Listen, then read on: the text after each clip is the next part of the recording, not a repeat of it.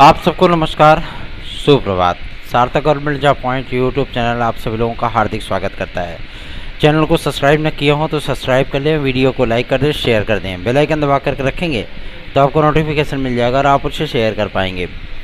सबसे महत्वपूर्ण चीज़ें होती हैं कि यदि प्रतियोगी छात्र परेशान हैं तो उनकी समस्याओं का निराकरण होना चाहिए। वो सरकार से उनका राज सिंहासन नहीं मांगते, बल्कि वो अपने हक और अधिकारों की बात करते हैं और सरकार को भी उनकी बातों को सुनना चाहिए, क्योंकि वही आपको चुन करके प्रेषित करते हैं। तो जाहिर सी बात है, अगर उनकी वोट बैंक की राजनीति चलनी है और उनको सत्ता में बने रहना है तो विद्यार्थियों के हक की बात तो करनी ही होगी। मैं आज इन तमाम मुद्दों को इसलिए उठा रहा हूँ क्योंकि ये आप सभी लोगों के लिए बेहद ज़रूरी है। तो वीडियो में एंड तक जरूर बने रहें और चैनल को सब्सक्राइब न किया हो तो सब्सक्राइब जरूर कर लिया करें।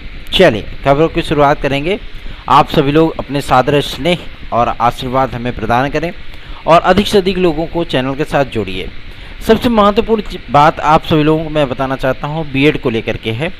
अब न्यायालय भी इस चीज़ को, क्योंकि सेंट्रल गवर्नमेंट की एक्टिविटी इस पर दिख रही है, और सबसे बड़ी चीज़ यह है कि जोधपुर हाई कोर्ट के आदेश के बाद सर्वोच्च न्यायालय का आदेश आया। उसके बाद अब चीज़ें थोड़ी सी परिवर्तित हो रही हैं, क्योंकि अभी तक सरकारी तंत्र इसमें इन्वॉल्व नहीं था। ठीक है ना, अभी तक सरकारी तंत्र इसमें इन्वॉल्व नहीं था, लेकिन अब सरकारी तंत्र भी इसमें पूरी तरीके से इन्वॉल्व हो चुका है। मतलब बीएड विद्यार्थियों के हितों की रक्षा के लिए जिस तरीके से हम लोग पत्राचार कर रहे हैं वो अलग चीज़ है। जिस तरीके से हम लोगों की टीमें लगातार अधिकारियों से, मंत्रियों से, और कल की डेट में सार्थक government job point YouTube channel और एएसएम न्यूज़ की टीम दिल्ली गई और वहाँ पे प्रधानमंत्री जी से मुलाकात किया। अभी 8 तारीख को हम लोगों को स्वयं जो है प्रोटोकॉल मिला हुआ है, मतलब मिलने का समय दिया गया है, और आदरणीय प्रधानमंत्री जी प्रयागराज में होंगे। और जाहिर सी बात है कि बीजेपी का कार्यकर्ता होने के कारण हम सभी लोग भी उस एयर शो में सम्मिलित होंगे। तो जाहिर सी बात है आप सभी लोगों को भी एक एडवांटेज मिलने वाला है, क्योंकि वहाँ पे राष्ट्रपति से लेकर के आपके प्रधानमंत्री जी तक और मुख्यमंत्री से लेकर के तमाम बड़े अधिकारी तक वहाँ पे उपस्थित होंगे, और वहाँ पे आप सभी लोगों की बातों को और भी मजबूती के साथ रखा जाएगा। मैं इस बात के लिए आप सभी लोगों को आश्वस्त करना चाहता हूँ कि हम लोगों को पॉजिटिव इंटेंट प्राप्त हो रहा है। पॉजिटिव अप्रोच के साथ प्रधानमंत्री जी ने टीम के सदस्यों को विदा किया है और उन्होंने इस बात का आश्वासन दिया है कि आप सभी लोगों को बीएड वाले डिग्री धारकों को प्राथमिक में पुनः सम्मिलित किया जाएगा, क्योंकि ये हमारे सरकार का नीतिगत मामला था और हम पुनः इन विद्यार्थियों को सम्मिलित करेंगे। विद्यार्थी 2 धड़े में बटे हुए नज़र आ रहे हैं। कोई विद्यार्थी कह रहा है कि हमको 28 मई सन 2018 से 2023 तक के बीएड विद्यार्थियों को वैलिड किया जाए। कुछ विद्यार्थी मांग कर रहे हैं कि पूरे बीएड डिग्री धारकों को वैलिड किया जाए, जो कि जायज़ भी है। ठीक है ना, क्योंकि एक आदेश किसी एक विशेष विद्यार्थियों के लिए नहीं बन सकता। वो आदेश पूरे उन तमाम डिग्रियों पर लागू होगा जो कि विद्यार्थियों ने कर रखे हैं। तो आप सभी लोगों को मैं इस बात के लिए आश्वस्त करना चाहता हूं, क्योंकि अभी आपने जबलपुर हाई कोर्ट में देखा होगा एक मामला लगा हुआ है वर्ग 3 बीएड वर्सेस बीटीसी को लेकर के। वहाँ बीटीसी तो नहीं चलती, वहाँ डीएड चलता है। ठीक है ना, तो ये डीएलएड है, डिप्लोमा इन एलिमेंट्री एजुकेशन, लेकिन वो डीएड है, डिप्लोमा इन एजुकेशन है। ठीक है ना, अब इन चीज़ों को लेकर के हमेशा ही जद्दोजहद की स्थितियाँ बरकरार रहती हैं और ये डिग्री और डिप्लोमा में अक्सर लड़ाई होती है। ठीक है ना, डिग्री वाले कहते हैं हम योग्य, डिप्लोमा वाले कहते हैं हम योग्य हैं। ठीक है, तो इस डिग्री और डिप्लोमा के जो परिभाषा है, जो एक्सप्लेनेशन है, इसका एकदम क्लियर और कंफर्म होना चाहिए, ताकि किसी भी प्रकार की संकोच उसमें ना रहे। ना इसमें दोष डीएलएड विद्यार्थियों का है, ना इसमें दोष बीएड विद्यार्थियों का है, इसमें दोष टोटल गवर्नमेंट का है। ठीक है, उनके अधिकारियों का है। सीधी सी बात है, अगर अधिकारी सही से पूरे मंतव्य बना करके कार्य किए होते तो आप सभी लोगों को इसमें चिंतित होने की आवश्यकता ही नहीं पड़ती। लेकिन इस बारे में मैं आप सभी लोगों को जानकारी दे देना चाहता हूं कि जो गलतियां अधिकारियों ने की, जिसका खामियाजा करोड़ों बीएड विद्यार्थियों को भुगतना पड़ा है, लेकिन इसमें आप लोगों को संकोच करने की आवश्यकता नहीं है। जिस तरीके से हम सभी लोग आंदोलन कर रहे हैं, जाहिर सी बात है डीएलएड और बीटीसी वाले विद्यार्थी भी अब नई प्राथमिक शिक्षक भर्ती के लिए कैंडल मार्च वगैरह का आयोजन कर रहे हैं। अच्छी बात है, आप सभी लोग अपने हक और अधिकारों की लड़ाई लड़ें। हम सभी लोग भी अपने हक और अधिकारों की लड़ाई लड़ रहे हैं। जाहिर सी बात है विजय श्री होनी सुनिश्चित है। ठीक है। और वैसे भी बेसिक शिक्षा राज्य मंत्री आदरणीय श्री संदीप सिंह जी ने एकदम स्पष्ट कर दिया है कि अभी कोई प्लानिंग है नहीं फिलहाल प्राथमिक में शिक्षक भर्ती को अरेंज करने की। वजह यह है, मैं वजह आप सभी लोगों को बताना चाहता हूं। जैसा कि आप लोग पूर्ववत जानते हैं कि 1,34,000 शिक्षा मित्रों को संपूर्ण शिक्षक मतलब पूर्णकालिक शिक्षक के पद से सर्वोच्च न्यायालय के माध्यम से हटाया गया और उन्हीं के पदों पर एक बार 68,500 और एक बार 69,000 की शिक्षक भर्ती आप सभी लोगों को उत्तर प्रदेश में देखने के लिए मिली है, जिसमें एक बार डीएलएड और बीटीसी के विद्यार्थी अप्लाई किए हैं और एक बार सभी विद्यार्थी अप्लाई किए हैं, जिसमें बीएड विद्यार्थी भी सम्मिलित थे।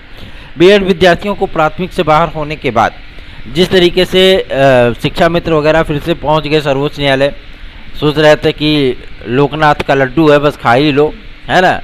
तो ऐसी चीज़ें तो हो नहीं सकती हैं, क्योंकि जो विद्यार्थी 5 वर्षों से नौकरी कर रहे हैं, जाहिर सी बात है उनको थोड़ा सा डिस्टर्ब करना किसी भी न्याय तंत्र के लिए थोड़ा सा टफ टास्क होता है। ठीक है ना। और सबसे बड़ी चीज़ ये होती है कि अगर 10, 20, 50 हज़ार की संख्या होती तो एक बार न्यायालय इस पर गंभीरतापूर्वक विचार करता भी, लेकिन इनकी संख्या तकरीबन 69,000 के पार है ना, 69,000 है।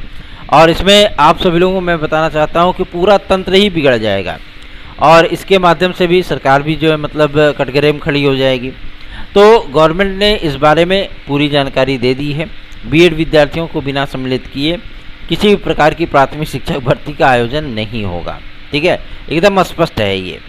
और रही बात आपके जबलपुर हाई कोर्ट में, आपने देखा होगा सुनवाई करने के बाद 2 तारीख की डेट लगा दी गई, क्योंकि अब 2 तारीख मतलब इसी बीच में, क्योंकि विधानसभा का चुनाव भी है मध्य प्रदेश में और वहाँ पे भी अच्छे खासे बीएड डिग्री धारकों की संख्या लगभग 18-19 लाख विद्यार्थियों की संख्या है। डीएड वाले विद्यार्थी तो केवल 5 से 7 लाख हैं, लेकिन उनकी संख्या तो 20 लाख तक है। इसलिए आप सभी लोगों को चिंतित होने की आवश्यकता नहीं है, बस साथ दीजिए, सहयोग दीजिए, क्योंकि हम लोग एड़ी चोटी का जोर लगा रहे हैं आपके प्रधानमंत्री स्तर से लेकर के सेंट्रल गवर्नमेंट के मिनिस्टर तक। इसलिए आप सभी लोगों को चिंतित होने की आवश्यकता बिल्कुल भी नहीं है। सहयोग करेंगे तो जाहिर सी बात है उसका सुखद परिणाम आप सभी लोगों को देखने के लिए मिलेगा। चलिए आगे बढ़ते हैं। अब बात करेंगे आप सभी लोगों के तमाम उन मुद्दों को लेकर के जिसको विद्यार्थी काफ़ी दिन से इंतजार कर रहे हैं, मतलब आप सभी लोगों के एलटी ग्रेड और जेएससी प्रवक्ता का विज्ञापन। एलटी ग्रेड में सारे विवाद समाप्त हो चुके हैं। ठीक है ना, चाहे वो एलिजिबिलिटी का मामला हो वो क्लियर हो गया। सब्जेक्ट कम्बिनेशन को लेकर के शिक्षा निदेशक महोदय ने पत्र लिख दिया शासन को, माध्यमिक शिक्षा मंत्रालय को, कि जो विद्यार्थी टेक्निकल फील्ड से आते हैं, चाहे वो कॉमर्स से हों या बीटेक डिग्री धारक हों, यदि उन्होंने बीएड किया हुआ है और जिस विषय में उन्होंने बीएड किया हुआ है उसी विषय में उनको एलिजिबिलिटी प्रदान की जाए कि वो कंपटीशन कर सकें। अगर वो योग्य हैं, वो पढ़ करके आ सकते हैं, वो बन सकते हैं, तो उनको नौकरी दी जाए। अदरवाइज़ अगर वो नहीं कंपटीशन कर पाते हैं भाई कोई बात ही नहीं है। इसके बाबत जो राजकीय शिक्षक सेवा नियमावली है, माध्यमिक शिक्षा सेवा अधिनियम है, उसमें जो जरूरी संशोधन है उन संशोधनों का प्रस्ताव भी शिक्षा निदेशक महोदय के माध्यम से, जो ये लोग कह रहे हैं कि अधिकारीगण करेंगे तो उसका प्रस्ताव तो बनाएंगे, लेकिन मंजूरी तो शासन देगा ना। जब तक शासन मंजूरी नहीं देगा किसी भी शिक्षा सेवा अधिनियम में कैसे संशोधन हो जाएगा और कैसे वो लागू हो जाएगा, क्योंकि ये अधिकार सिर्फ और सिर्फ राज्य सरकारों को प्राप्त होता है। किसी भी नियमावली को संशोधित करना, उसे रद्द करना या उसे नए तरीके से बनाने का अधिकार केवल और केवल राज्य सरकारों को होता है। तो इसका प्रपोजल भेजा जा चुका है, बहुत जल्दी ही आप सभी लोगों को ये प्रपोजल एक्सेप्ट होता हुआ भी नजर आएगा। मतलब आप सभी लोगों के इस मामले का संशोधन भी करने के बाद आप लोगों की एलटी ग्रेड और जेएससी प्रवक्ता के विज्ञापन के संदर्भ में जिस तरीके से हम सभी लोगों ने सचिव महोदय से और जन सूचना अधिकारी महोदय से बातचीत की थी, कल की डेट में भी जन सूचना अधिकारी महोदय से बातचीत की थी, तो उन्होंने एक बात को स्पष्ट किया है कि अभी भी अध्याचन हमारे पास आ रहे हैं। किसके? एलटी ग्रेड और जेएससी प्रवक्ता के। ठीक है ना। और ये सब्जेक्ट कम्बिनेशन और एज रिलैक्सेशन के मुद्दे को हम ध्यान में रख करके चल रहे हैं, क्योंकि अभी ये हाई कोर्ट में एक मामला है एज रिलैक्सेशन का, और जैसे ही ये चीज़ें क्लियर हो जाती हैं हम तत्काल आपका एलटी ग्रेड और जेएससी प्रवक्ता का विज्ञापन जारी कर देंगे, क्योंकि अब सारे विवाद समाप्त हो चुके हैं और राजकीय विद्यालयों की जो स्थितियाँ परिस्थितियाँ हैं वो पूरी तरीके से डैमेज हो चुकी हैं। चलिए कैसे भी करके धक्कम प्लेट पहुँचा दिए, जैसे कोई गाड़ी होती है उसकी बैटरी ख़राब हो तो बंद हो जाने पर उसको धक्का मार के स्टार्ट करना पड़ता है, उसी तरीके से इसमें एलटी ग्रेड और जीआईसी प्रवक्ता की भर्ती हो गई। जब तक आप धक्का लगाओगे नहीं तब तक वो आगे खिसकेगी नहीं, है ना। और इतने दिनों तक क्या था कि फाइलें जो है टेबल पर दबी हुई थी, ठीक है। अध्याचन एक बार आप सभी लोगों को याद होगा कि शिक्षा निदेशालय वापस भेज दिया गया था और 24 घंटे में हम लोगों के माध्यम से, मतलब मेरे माध्यम से, उसको वापस ले आया गया। तो आप सभी लोग इस चीज़ को समझ सकते हैं कि कितनी पंक्चुअलिटी है आप सभी लोगों की समस्याओं के निराकरण के लिए, ठीक है ना। इसलिए मैं आप सभी लोगों को इस बात के लिए आश्वस्त करना चाहता हूँ, आप लोग हमारा सपोर्ट करेंगे, हम आपका सपोर्ट करेंगे। आप हमारे लिए कार्य करेंगे, हम आपके लिए कार्य करेंगे, क्योंकि ये सृष्टि का, ये संसार का नियम है। कोई किसी का काम आए, कोई किसी के काम आ जाए, सीधी सी चीज़ है, ठीक है ना। अकेला चना भाड़ नहीं फोड़ सकता। यदि आप सभी लोग ये सोचते हैं कि भैया तो है ये हैं, भैया तो लगे ही हैं, है ना, और भैया तो ले ही आएंगे, जब उन्होंने टीजीटी पीजीटी जारी करा ली तो एलटीजीआईसी भी करा लेंगे, ठीक है। आप लोगों का ये अटूट विश्वास, भरोसा बेहद शानदार है, लेकिन इसमें आप सभी लोगों को भी सहयोग करना होगा। चाहे वो बीएड के विद्यार्थी हों, चाहे एलटी ग्रेड जीआईसी के विद्यार्थी हों, चाहे 50% वाले विद्यार्थी हों, चाहे सोशियोलॉजी एजुकेशन वाले विद्यार्थी हों, किसी भी प्रकार के विद्यार्थी, आप सभी लोग सपोर्ट करिए। और रही बात, आप सभी लोगों को मैं बताना चाहता हूं कि यूपीएसआई और यूपी कांस्टेबल का विज्ञापन, इसके संदर्भ में भी जानकारियां प्राप्त हो रही हैं कि एज रिलैक्सेशन के मुद्दे पर सिर्फ और सिर्फ, भाई मामला न्यायालय में है, इसलिए उसको थोड़ा सा ध्यान में रख कर के गवर्नमेंट चल रही है, ठीक है, कि चलो ये सारी चीज़ें कन्फर्म हो जाए। और विद्यार्थियों को 18 से 22 वर्ष की जो आयु व्यवस्था है सामान्य वर्ग के विद्यार्थियों की, इसको 25 वर्ष किए जाने का प्रस्ताव है, ठीक है ना। सामान्य वर्ग के विद्यार्थियों को 25 वर्ष की आयु अवस्था तक अप्लाई करने का प्रस्ताव रखा गया है पुलिस प्रोन्नति बोर्ड की महानिदेशक महोदया रेणुका मैम के माध्यम से। और रिजर्वेशन कैटेगरियों को उसी के अकॉर्डिंग जो है एज रिलैक्सेशन प्रोवाइड करने का प्रस्ताव रखा गया है। देखना दिलचस्प होगा कि इस प्रस्ताव पर गवर्नमेंट कब तक सहमति देती है, क्योंकि विज्ञापन की प्रक्रिया शुरू हो चुकी है, टेंडरिंग की प्रक्रिया समाप्त हो गई, फर्मों का चयन कंप्लीट हो गया है। और जिस तरीके से अब शेड्यूल बनाया जा रहा है, क्योंकि इसको फरवरी तक कंप्लीट करना है इस वैकेंसी को, किसको, यूपी कांस्टेबल और यूपीएसआई को। यूपीएसआई तो आपका थोड़ा सा बाद में होगा, लेकिन यूपी कांस्टेबल पहले हो जाएगा, ठीक है। तो आप लोग चिंतित ना हो, बिल्कुल तैयारियों में जुट जाइए और सार्थक government job point YouTube channel को सब्सक्राइब करके वीडियो को लाइक अवश्य कर दिया करिए। अभी यूपी टीईटी फिलहाल नहीं होगी, क्योंकि अभी पूरी चीज़ें गजट वगैरह कंफर्म नहीं है एनसीटीई का, जिसके माध्यम से जद्दोजहद और कसमकस की स्थितियां हैं।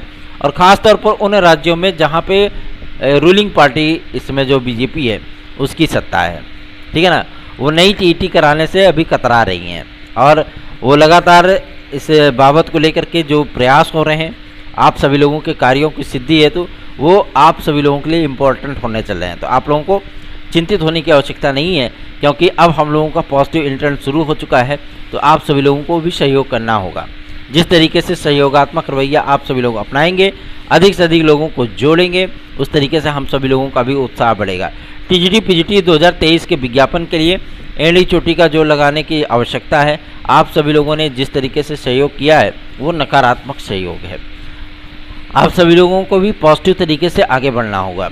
रही बात टीजीटी पीजीटी के नए विज्ञापन की, शिक्षा निदेशक महोदय ने एकदम स्पष्ट कर दिया है कि जैसे ही इधर से कोर्ट का मामला क्लियर होता है, सारी चीज़ें क्लियर होने के बाद, काउंसलिंग कराने के बाद जो सीटें रिक्त बचेंगी उसको नए विज्ञापन में जोड़ने की सहमति देते हुए हम एनओसी भेज देंगे गवर्नमेंट को, ठीक है, और कि हमने कंप्लीट कर दिया सारी चीज़ें, अब आप आगे के विज्ञापन जारी करें।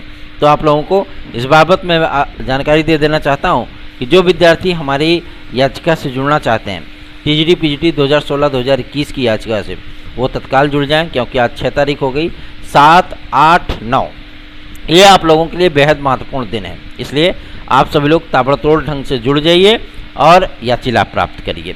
चलिए आगे बढ़ते हैं। अगर आप लोगों को नोट्स आज चाहिए तो आप लोग 830 32 72 282 इस व्हाट्सएप नंबर पर हमसे संपर्क करिए। और जो याची बनना चाहते हैं जो विद्यार्थी, वो भी इसी व्हाट्सएप नंबर पर, मतलब 830 32 72 282 इस व्हाट्सएप नंबर पर हमसे संपर्क कर सकते हैं।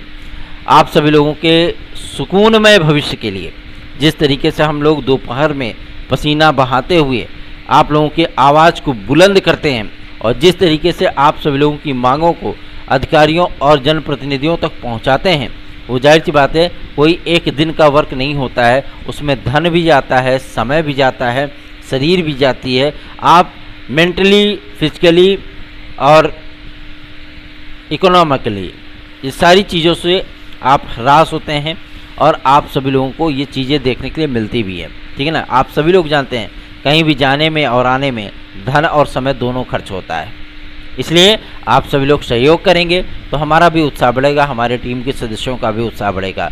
हम लोगों को पॉजिटिव इंटेंट प्राप्त हो चुका है MHRD के माध्यम से और साथ ही साथ प्रधानमंत्री जी के भी माध्यम से, और ये मामले आप सभी लोगों को बहुत जल्दी अब क्लियर होंगे, क्योंकि काफ़ी सारी याचिकाएँ वो कोर्ट में लगती जा रही हैं।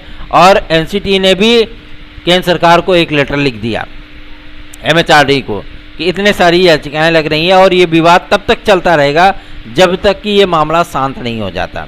अर्थात केंद्र सरकार जब तक इस सारी चीज़ को डिक्लेयर नहीं कर देती है तब तक ये मामला कोर्ट में, high court, supreme court, high court, supreme court घूमता ही रहेगा। कहीं कोई राज्य सरकारें बीएड को अंदर कर लेंगी अपने विशेषाधिकार का प्रयोग करके, कहीं कोई राज्य सरकारें बाहर कर देंगी, तो विवाद की स्थितियाँ होंगी, फिर वो मामला कोर्ट जाएगा। इससे बेहतर है कि एक प्रॉपरली नियम बना दिया जाए, एक प्रॉपरली गाइडलाइन बना दी जाए, ताकि किसी भी प्रकार का विवाद की स्थितियां ना होने पाएँ। अब आपको लोगों के नियम कानून बनेंगे कैसे? नई शिक्षा नीति तो बीएड विद्यार्थियों के पक्ष में है, तो बीएड विद्यार्थियों को बाहर कैसे किया जा सकता है? मानते हैं सर्वोच्च न्यायालय ने नियम कानून के अनुसार ये सारी चीज़ें कर दी हैं, लेकिन जो कमेटी बनाई गई है उस कमेटी की रिपोर्ट आने के बाद जिस तरीके से बीएड विद्यार्थियों को फिर से री एंट्री मिलेगी ना, आप सभी लोगों को भी देखने में दिलचस्प लगेगा। इसलिए आप सभी लोग इस चैनल को अधिक से अधिक सपोर्ट करना शुरू करिए। धन्यवाद। आप सभी का दिन शुभ हो।